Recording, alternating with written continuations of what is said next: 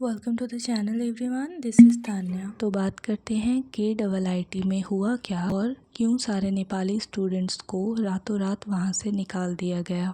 तो KIIT university में एक नेपाली स्टूडेंट थी जिनका नाम प्राकृति लामसिम था। प्राकृति वहाँ पर इलेक्ट्रॉनिक एंड कम्युनिकेशन इंजीनियरिंग की पढ़ाई कर रही थी। वो अपनी 3rd ईयर में थी और उनका एज 22 ईयर्स था। 16 फरवरी की रात को प्राकृति की डेड बॉडी उनके रूम में मिलती है। पुलिस को इन्वेस्टिगेशन के दौरान ये पता चलता है कि वो एक इंडियन लड़के के साथ रिलेशनशिप में थी जिससे उनका ब्रेकअप हो चुका था। ड्यूरिंग देयर रिलेशनशिप फेज प्राकृति के बॉयफ्रेंड ने उसके कुछ फोटोज और क्लिप्स रिकॉर्ड किए थे। हर boyfriend was very abusive in that relationship. कुछ टाइम बाद दोनों का ब्रेकअप हो जाता है, बट ब्रेकअप के बाद लड़का आकृति को ब्लैकमेल करने लगता है कि अगर वो उसके साथ फिजिकली इन्वॉल्व नहीं होती है तो वो उसके सारे फोटोज और वीडियोस इंटरनेट पर अपलोड कर देगा। That's why she attempt this step. अभी उस लड़के को पुलिस ने अरेस्ट कर लिया है और उस पर इन्वेस्टिगेशन भी चालू है। जो कुछ भी प्रकृति के साथ हुआ वो धीरे धीरे वहाँ के सारे स्टूडेंट्स को पता चल गया। KIIT के स्टूडेंट्स वहाँ प्रोटेस्ट करने लगे और जस्टिस डिमांड करने लगे। बट जिस तरीके से अथॉरिटी ने वहाँ के स्टूडेंट्स को हैंडल किया, that is very very absurd. पहले तो सारे स्टाफ ने इस प्रोटेस्ट को रोकने की काफ़ी कोशिश की, पर प्रोटेस्ट नहीं रुकने पर अचानक से कुछ गुंडे वहाँ पर आकर स्टूडेंट्स पर हमला करने लगते हैं।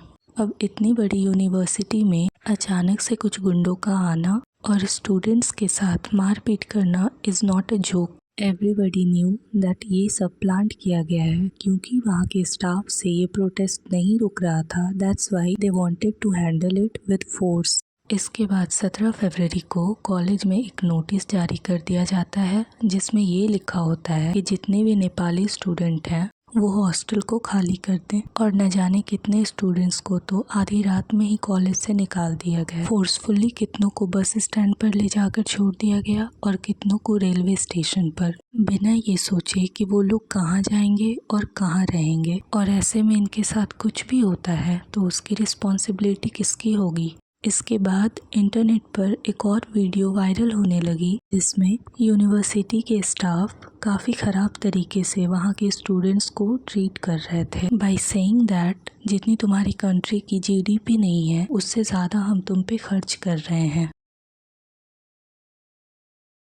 अरे छोड़ो तुम्हारे पैसे, चलो 40,000 बच्चों को वो आदमी खिला रहा है, पढ़ा रहा है फ्री में बिठा के। तुम्हारे कंट्री का उतना बजट होगा। नहीं कोई बोल देखो इस सामान पैक करो, बोलो अभी ये मत, सामान सारी जल्दी चीज़ें पैक करो वायरल तो होने पुलिस। लगी और नेपाल के काठमांडू में भी लोग प्रोटेस्ट करने लगे और नेपाल के प्राइम मिनिस्टर ने भी इस मैटर पर ट्वीट किया है। जब यूनिवर्सिटी अथॉरिटी को ये पता चला कि गवर्नमेंट भी इसमें इन्वॉल्व हो रही है तब सडनली ये सारे बच्चों को कॉल करके वापस हॉस्टल बुलाने लग जाते हैं। पर कुछ स्टूडेंट्स वहाँ आने से मना कर देते हैं बाय सेइंग दैट जहाँ से उन्हें मार मार कर निकाला गया है फिर से वहाँ जाने पर उन्हें सेफ्टी मिलेगी भी या नहीं, और वहाँ उनके साथ अगर कुछ भी गलत हुआ तो उसकी रिस्पॉन्सिबिलिटी किसकी होगी। इसके बाद यूनिवर्सिटी अथॉरिटी ने एक अपॉलजी वीडियो जारी किया है जिसमें they were seeking apology for the behaviour of staff. I want to take a moment to apologize for my recent remarks regarding Nepal while handling a student protest that escalated beyond control. My intention was never to offend or demean anyone, and I deeply regret if my words caused unintended hurt to the sentiments of anyone.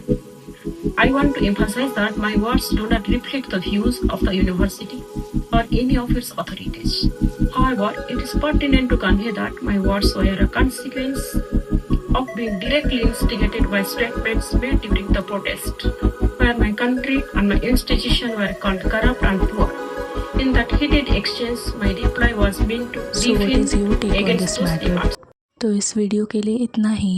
Thank you to subscribe my channel.